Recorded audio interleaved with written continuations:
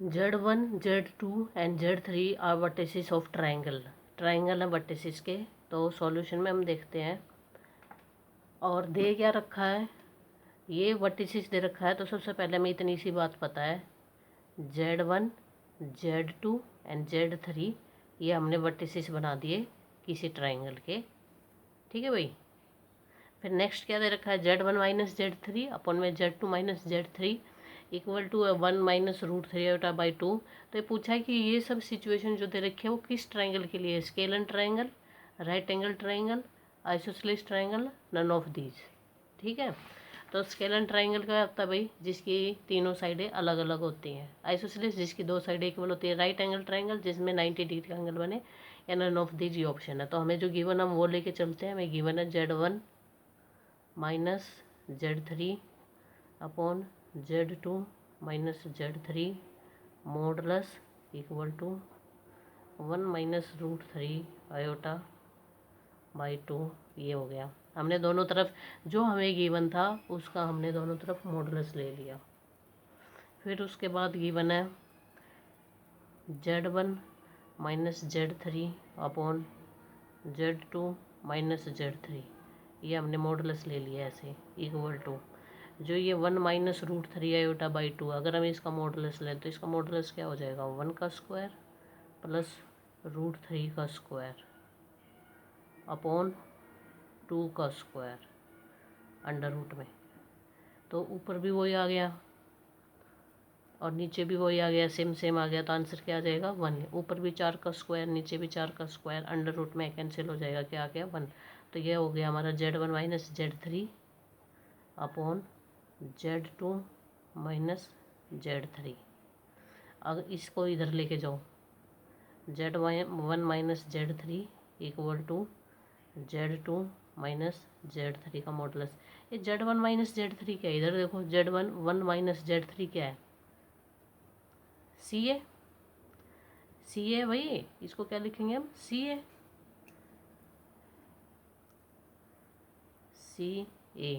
ये सी ए की वैल्यू है, position vector of A minus position vector of C. तो ए क्या है, Z1 position vector of A, तो ये क्या है, सी ए। इट मीन्स ये कि इसका नाम क्या है, Z1 माइनस Z3 का सी ए, यानी ये साइड सी ए है। ठीक है। और ये ऐसे ही Z2 माइनस Z3, तो ये क्या है, Z2 माइनस Z3, ये है B A, sorry A B है। क्या है, A B means position vector of B minus, इधर लिख देते हैं भाई, ये बी ए है position vector of A B है भाई, position vector of B minus position vector of ए।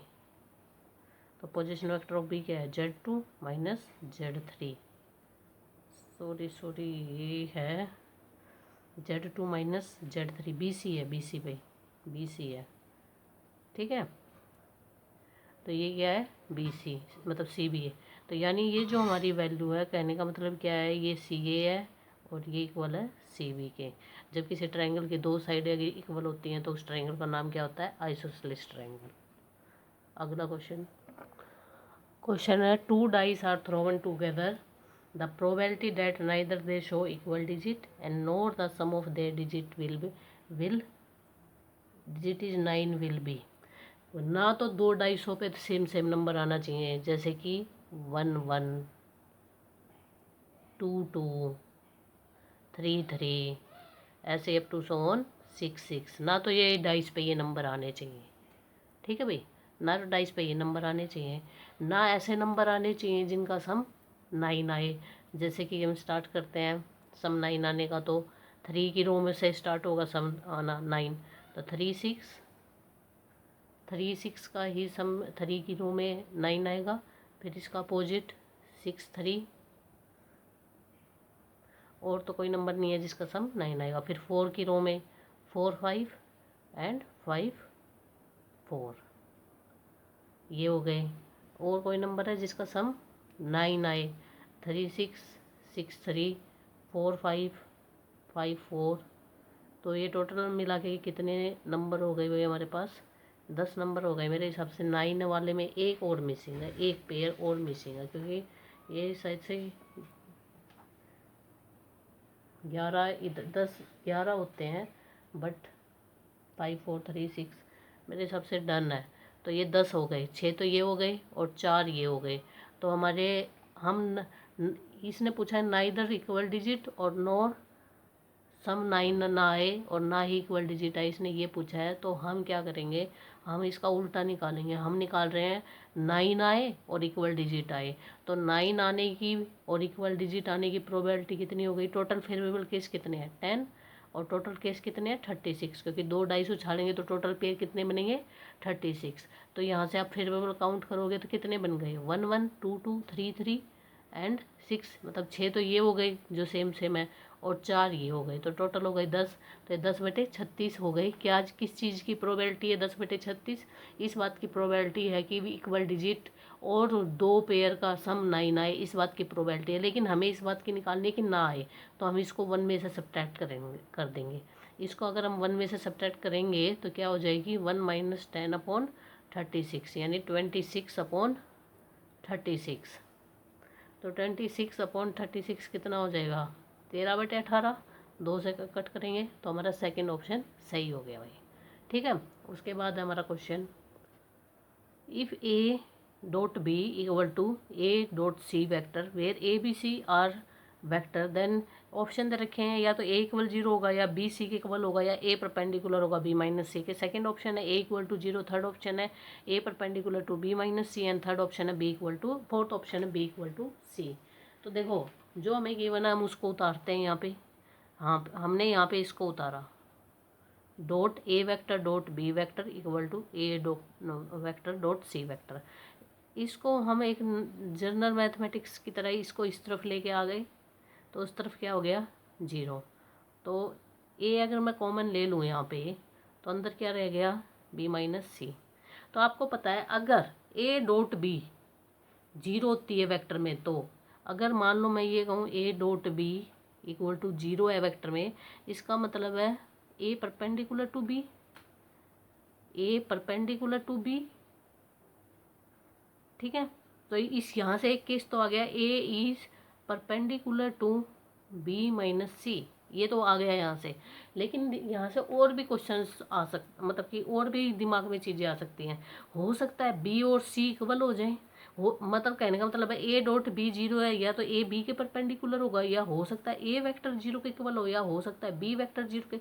ये तो मैं आपको एक एग्जांपल दे रही हूँ, ये इतने सारे केसेस हो सकते हैं। तो यहाँ पे भी हो सकते हैं कि अगर A डॉट ये जो वेक्टर है अगर ये 0 के इक्वल है, तो पहला तो ये आता है वेक्टर में कि ये A वेक्टर परपेंडिकुलर होगा B - C के। ठीक है, जो डॉट के उस तरफ वेक्टर होता है उसके परपेंडिकुलर होता है।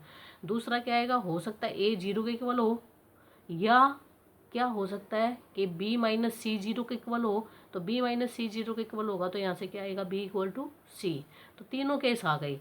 ये भी हो सकता है, या तो ये होगा या ये होगा, मतलब हमें नहीं पता क्या होगा, लेकिन हम कह रहे हैं या तो A परपेंडिकुलर होगा B - C के, या क्या होगा A वेक्टर 0 के इक्वल होगा, या क्या होगा B वेक्टर = C वेक्टर, या यूँ भी कह सकते हैं B - C = 0। तो इसका मतलब हमारा कौन सा ऑप्शन ठीक है? हमारा फर्स्ट ऑप्शन ठीक है, क्योंकि इसमें तीनों केस इंक्लूड है।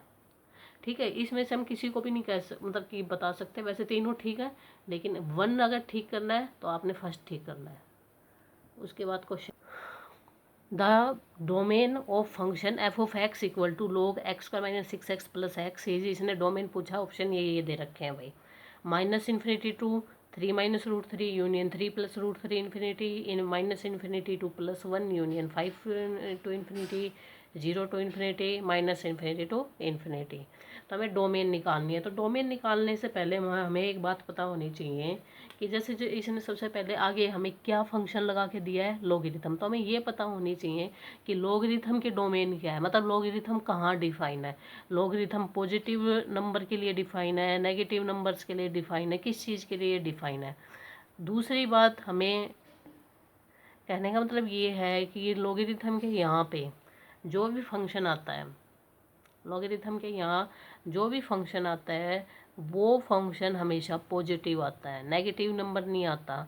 लॉगरिथम की रेंज भी पॉजिटिव होती है और लॉगरिथम का जो डोमेन होता है वो भी पॉजिटिव ही होता है। तो यहाँ पे हम कुछ भी वैल्यू पुट करें, लेकिन ये जो वैल्यू होती है ये ग्रेटर देन ज़ीरो होती है। ठीक है भाई, तो ये वैल्यू अगर ग्रेटर देन ज़ीरो है तो हमें सिर्फ लॉगरिथम से ये बात पता चल रही है कि हमें ये जो x square minus 6x plus 6 है ये ग्रेटर देन ज़ीरो लेना है, क्योंकि हमें लॉगरिथम बता रहा है ये बात कि भाई मेरे यहाँ पे जो चीज़ टिकती है ना उसकी वैल्यू जीरो से बड़ी होती है, तो हमने इसलिए इसको जीरो से बड़ा ले लिया। तो अगर ये जीरो से बड़ा है तो इसके फैक्टर करने तो थोड़े मुश्किल हैं, तो हम क्वाड्रिक फार्मूला से फैक्टर करेंगे। क्वाड्रिक फार्मूला क्या होता है, minus B plus minus under root B का स्क्वायर माइनस 4ac अपॉन में 2a। ठीक है भाई, तो अगर हम इसके फैक्टर करें यहाँ से तो क्या आ गया, प्लस का 6 plus minus under root B का स्क्वायर 36 माइनस 4 इंटू 6 अपॉन में 2। तो इसको सोल्व करेंगे तो 6 प्लस माइनस 36 माइनस 24 2 और एक 12 बटे में 2, तो 6 प्लस माइनस इसको हम क्या लिख सकते हैं, अंडर रूट 2 गुणा 3 अंडर रूट 2 अंडर रूट 3 और बटे में 2। तो इसको अगर मैं ब्रेक करूँ तो कैसे लिखूँगी, एक तो लिखूँगी 3 प्लस 3 और एक लिखूँगी 3 माइनस रूट 3। ठीक है, लेकिन हमने ये दो रूट आए हैं, यानी हमारे पास एक्स की दो वैल्यू आई है, एक ये आई है और एक ये आई है। लेकिन हमें ये बात पता है कि हमें x square minus 6x plus 6 greater than zero लेना है, मतलब हमें एक्स की वो वाली वैल्यू लेनी है और हमें इंटरवल फॉर्म में आंसर चाहिए। तो हम साइन मेथड का यूज करेंगे कि ये बड़ा है, मतलब कि बड़ा राइट हैंड साइड में आता है, छोटा जो फैक्टर है वो लेफ्ट हैंड साइड में आता है। तो ये बड़ा है तो हम इसको राइट हैंड साइड में लिखेंगे, ये छोटा है तो इसको हम लेफ्ट हैंड साइड में रखेंगे। ठीक है, स्टार्टिंग होती है प्लस के साइन के साथ, तो ये प्लस माइनस प्लस। तो कहाँ कहने का मतलब ये है कि इस साइड तो होगा, इस साइड तो हम जाएंगे प्लस इन्फिनिटी पे और इस साइड हम जा रहे हैं माइनस इन्फिनिटी पे। तो हमें वो इंटरवल मिल गया जहाँ पे हमें एक्स पॉजिटिव वैल्यू देगा। तो एक्स एक तो हमें पॉजिटिव वैल्यू देगा 3 प्लस रूट 3 टू इन्फिनिटी पे, और कहाँ देगा, और इस साइड देगा। तो इस साइड क्या है, minus infinity to 3 minus root 3 इस पे। तो इन दोनों का अगर हम क्या करेंगे यूनियन, इसका मतलब हमारा फर्स्ट ऑप्शन सही है। ठीक है भाई, उसके बाद हमारा next question, the set of point of discontinuity of the function F of x equal to log, यहाँ पे मॉडल्स ऑफ एक्स लिख लो चाहे एक्स लिख लो, बात एक ही होती है क्योंकि यहाँ पे पॉजिटिव नंबर आता है। तो इसका कहने का मतलब ये है कि हमें वो सेट बताओ, ये सेट्स गिवन है आपको, वो सेट्स बताओ जहाँ पे लॉगरिथम डिसकॉन्टिन्यूअस होता है। तो लॉगरिथम कहाँ पे डिसकॉन्टिन्यूअस होता है, जीरो पे। कहाँ पे होता है, सिर्फ एक जीरो। नेगेटिव नंबर्स पे तो नॉट डिफाइन है, लेकिन पॉजिटिव नंबर्स पे भी कहाँ डिसकॉन्टिन्यूअस होता है, जीरो पे। तो इसका आंसर क्या हो जाएगा भाई, जीरो। 1 माइनस 1 पे उसकी वैल्यू जीरो जरूर होती है, 1 मतलब 1 और माइनस 1 पे मॉडुलस लगा हुआ है तो प्लस 1 में कन्वर्ट हो जाएगा, वैल्यू जीरो जरूर होती है, लेकिन वो डिसकॉन्टिन्यूअस नहीं होता वहाँ पे। तो 1 जीरो पे जो है वो फंक्शन क्या होता है, डिसकॉन्टिन्यू, मतलब कि जीरो एक ऐसा नंबर है जहाँ पे लॉगरिथम फंक्शन डिसकॉन्टिन्यूअस होगा। क्वेश्चन है, the area bounded by the curve y square equal to 8x and x square equal to 8y। तो इसका शॉर्ट ट्रिक है भाई कि अगर आपको क्वेश्चन गिवन है, एरिया पूछा है दो पैराबोलाज के बीच का, तो उसका शॉर्ट ट्रिक है y square equal to 4x and x square equal to 4by। Then area bounded by these two parabola are 4a into 4b upon 3।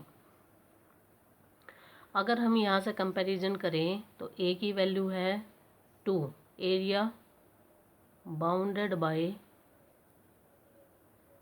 Parabola 4a cross 4b by 3। अगर हमें यहाँ से comparison करें तो ए की value 2 है, B की value भी 2 है। इसमें पुट करें तो 4 की जगह 4, ए की जगह 2, 4 फिर इस 4 की जगह 4, ए की जगह 2 और अपॉन में 3। तो ये कितना हो गया 64/3। इट मीन्स हमारा फोर्थ ऑप्शन सही है। ठीक है भाई, फिर उसके बाद हमारा क्वेश्चन है, if A vector equal to 4i plus 6j and B vector is 3j plus 4k then component of A along B. भाई ये क्वेश्चन है स्टेट वाले, वेक्टर से जरूर कुछ ना कुछ पूछते हैं और इस टाइप का क्वेश्चन भी कभी कभार वो डाल देते हैं। तो कंपोनेंट सॉल्यूशन है, कंपोनेंट ऑप्शन नहीं लिखे भाई, कोई बात नहीं। कंपोनेंट ए अलोंग बी का फॉर्मूला क्या होता है, A dot B upon modulus of B का स्क्वायर इंटू बी वेक्टर, मतलब वैसे ही बी वेक्टर। तो आप ए डॉट बी निकालोगे तो 4 है नहीं, तो ऊपर से वेक्टर वो कितना आ गया, ए डॉट बी ऊपर से 18 आई है, अपॉन मॉडुलस ऑफ बी का स्क्वायर 9 अंडर रूट 9 प्लस 16, और यहाँ पे मल्टीप्लाई करेंगे 3j प्लस 4k, मतलब मल्टीप्लाई भी नहीं है, ऐसे ही साथ में है। तो ये कितना हो गया 18, ये 25 हो जाएगा, 25 का 5 आ जाएगा बाहर, और ये हो गया 3j प्लस 4k। ठीक है भाई, तो ये कंपोनेंट हो गया ए अलोंग बी। वो वेक्टर से ज़रूर क्वेश्चन पूछता है, कभी नहीं छोड़ता है स्टेट। ठीक है, तो वेक्टर को वैसे हम रोज़ कर रहे हैं इस टाइप से क्वेश्चन, जो आपको बहुत हेल्प करेंगे। तो आप भी अच्छे से करो तैयारी, ऐसा नहीं है। और हम पूरी कोशिश करेंगे कि आपको अच्छे से तैयारी करवाई जाए। जिस बच्चे ने मैथ पूरा पढ़ रखा है 2 महीने, मतलब कि अभी जो 2 महीने वो सिर्फ अभी आप प्रैक्टिस के लिए रखो। देखो जो बच्चा बिल्कुल फ्रेशर है वो बेचारा बच्चा तो पढ़ना स्टार्ट कर दे भाई एनसीईआरटी। अगर आप बिल्कुल फ्रेशर हो, आपने कोई एग्जाम नहीं दे रखा इससे पहले, आपने कभी प्रिपरेशन नहीं की, तो आप एनसीईआरटी पढ़ना स्टार्ट कर दो मैथ्स की 11th एंड 12th की। उसके बाद आप आर.डी. शर्मा, फिर आप एस्टेट के पेपर उठा के देखो कि किस टाइप का क्वेश्चन आता है, क्या आता है। लेकिन उससे पहले आपको अपना बेस बनाना पड़ेगा। तो बेस बनाने के लिए पहले आप एनसीईआरटी या जो भी आपका स्कूल में जो भी पब्लिकेशन लगता था वो पब्लिकेशन, देन आप आर.डी. शर्मा पढ़िए। ऑब्जेक्टिव पढ़ने से पहले सब्जेक्टिव पढ़ लेना। ऑब्जेक्टिव में सर थोड़ा चकरा जाता है, ठीक है उसमें, क्योंकि थोड़ा बहुत अच्छे और बहुत टिपिकल टाइप के क्वेश्चन होते हैं। तो उससे पहले आप सब्जेक्टिव आर.डी. शर्मा पढ़िए, फिर आप प्रैक्टिस करना स्टार्ट कीजिए क्वेश्चनों की, ऑब्जेक्टिव टाइप क्वेश्चनों की। फिर आप एस्टेट का देखना कि क्या है सीन। एस्टेट पीजीटी एस्टेट की बात करते हूँ, टीजीटी एस्टेट बहुत ईजिली निकल जाता है, कोई इसमें परेशानी नहीं होती। जिसने पीजीटी एस्टेट निकालना है भाई वो अपना फर्स्ट पेपर थोड़ा अच्छे से प्रिपेयर कर ले। सेकंड पेपर की तैयारी अच्छी नहीं है तो भी फर्स्ट पेपर अच्छे से तैयार कर ले। सेकंड पेपर में मतलब जो सब्जेक्ट का पेपर आता है उसमें 20 क्वेश्चन, 20-25 क्वेश्चन, 30 तक भी आपको ऐसे क्वेश्चन मिलते हैं जो हर नॉर्मल बच्चा कर लेगा। ठीक है, बात आती है फिर जो नॉर्मल बच्चा 30 कर लेता है, मतलब 25 से 30 के बीच में नॉर्मल बच्चा क्वेश्चन करेगा ही करेगा। तो आप उस हिसाब से अपना फर्स्ट मतलब जो बाकी का जनरल पेपर आता है आप उस हिसाब से अपनी तैयारी वहाँ पे देख सकते हो कि आप वहाँ पे 65-70 नंबर स्कोर कर सकते हो कि नहीं। अगर आपने वहाँ से 65-70 नंबर स्कोर कर लिए जनरल पेपर से तो आपको पीजीटी एचटेट में दिक्कत नहीं आती। मैथ्स की बात कर रही हूँ, बाकी सब्जेक्ट्स का भी यही हाल होता है। वो इतना इजी पेपर नहीं बना के देते किसी भी सब्जेक्ट का। एक आध पेपर किसी साल इजी आ जाता है तो अलग बात होती है, अदरवाइज कभी बना के नहीं देते इजी पेपर। तो आप लोग ऐसे तैयारी करो। अभी जिस बच्चे ने अच्छे से पढ़ रखा है, उसने एनसीईआरटी भी पढ़ रखी है, उसने आर.डी. शर्मा भी पढ़ रखी है, तो आप अपने क्वेश्चंस की प्रिपरेशन करना स्टार्ट करो। कहीं पे किसी नोटबुक में कहीं फॉर्मूले लिखे हुए थे सारे, वो फॉर्मूले पढ़ो रोज़ की रोज़। कुछ शॉर्ट ट्रिक लिखा हुआ है तो वो शॉर्ट ट्रिक पढ़ो, और देन आप रोज़ प्रैक्टिस करो। प्रैक्टिस करने से बात बनेगी। वहाँ पे जो लफड़ा पड़ता है वो टाइम का पड़ता है सबसे ज़्यादा, कि आपने टाइमिंग वहाँ पे आपकी क्या है। क्वेश्चन तो ऐसा लगता है आज निकल जाएगा निकल जाएगा निकल जाएगा। एक तो टाइम कंज्यूमिंग क्वेश्चन बहुत देता है स्टेट, ऐसे नहीं देता कि ट्रिक लगाई और बात खत्म। ऐसे क्वेश्चन आपको 30-35 मिल जाते हैं, या तो जो थोड़ा ठीक ठाक सोल्व हो जाता है, अदरवाइज वहाँ पे आपको 15-20 क्वेश्चन ऐसे मिलेंगे जो थोड़ा दिमाग बहुत खाते हैं। तो आप अपनी प्रैक्टिस रखो, अच्छे से प्रिपेयर करो। जो जर्नल पेपर है उस पर थोड़ा ज़्यादा अच्छे से ध्यान दो अगर आपका सब्जेक्ट का पेपर थोड़ा वीक है तो। बाकी प्रैक्टिस तो हम लोग कर ही रहे हैं, और आपको मैं अपने चैनल में पूरी कोशिश करूँगी कि आपको मैं अच्छा कंटेंट दे सकूँ। ठीक है, और जो एस्टेट से रिलेटेड क्वेश्चंस हैं वही करवाऊँ, क्योंकि एस्टेट का कोई भरोसा नहीं होता वो कब इजी और कब हार्ड दे। लेकिन हमारा मेन ऑब्जेक्टिव ये होना चाहिए कि जो इजी क्वेश्चन आए वो छूटना नहीं चाहिए। हार्ड क्वेश्चन या जो टाइम कंज्यूमिंग क्वेश्चन है वो बेशक से छूट जाए इन द सेंस कि निकले ना, या कुछ भी कह लो आप उसको। ठीक है भाई, तो आप लोग मन लगा के पढ़ो। हम रोज़ कोशिश करेंगे कि हम थोड़ा वीडियो को लंबी बना के ज़्यादा क्वेश्चन करवा सकें। लेकिन आज के लिए इस वीडियो में इतना ही, मिलते हैं नेक्स्ट वीडियो में।